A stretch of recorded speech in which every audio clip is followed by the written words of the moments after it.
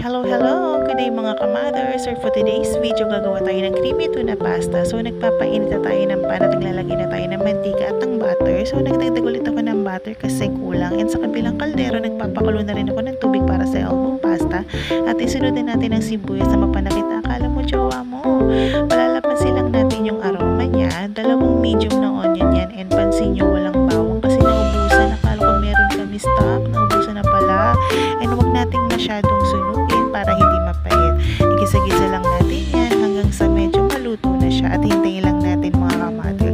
Pag medyo okay na, isunod din natin ang spicy century tuna. Any kind of tuna, pwede rin hindi spicy. Depende sa inyo, pero kasi sa dali walang flakes in oil. So, arte pa ba tayo? So, igisa-gisa lang natin siya ulit and then konting paminta and kumukulo na ang tubig ng pasta. So, ilalagay na natin ang pasta.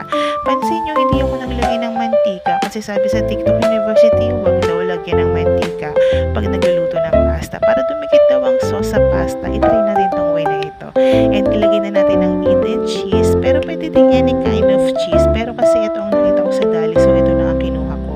Madali lang din naman siya tunawin. Tapos yung mga malalaki tipak ng tuna, medyo durugin natin. So, medium heat lang siya. Huwag natin kalimutan halu-haluin ang pasta at baka manikit sa ilalim. And then, nilalagay na natin ang Angel All-Purpose Cream.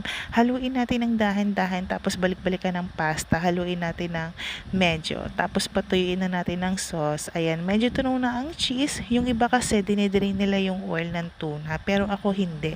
Sinasama ko siya para may lasa pa rin na tuna.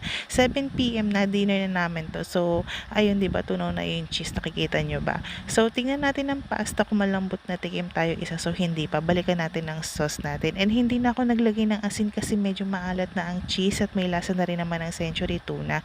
Pero depende pa rin sa panlasa nyo. Pwede nyo rin namang i-adjust lang lasa. Pwede kayong malagay ng any kind of herbs na trip nyo. Pero ako okay na ako sa lasa nito. So, ngayon, naglagay ako ng sauce sa tasa kasi parang medyo napadami yung sauce natin. Baka maging sopas. So, okay na yung pasta natin. Ililipat ko na siya directly dito sa sauce natin. Pero, ang ginawa ko sa pasta is medyo matigas pa siya. Tapos, doon ko na siya palalambutin sa sauce niya para hindi siya malabsak or overcook. Hindi rin siya sobrang tigas. Sakto lang kumbaga.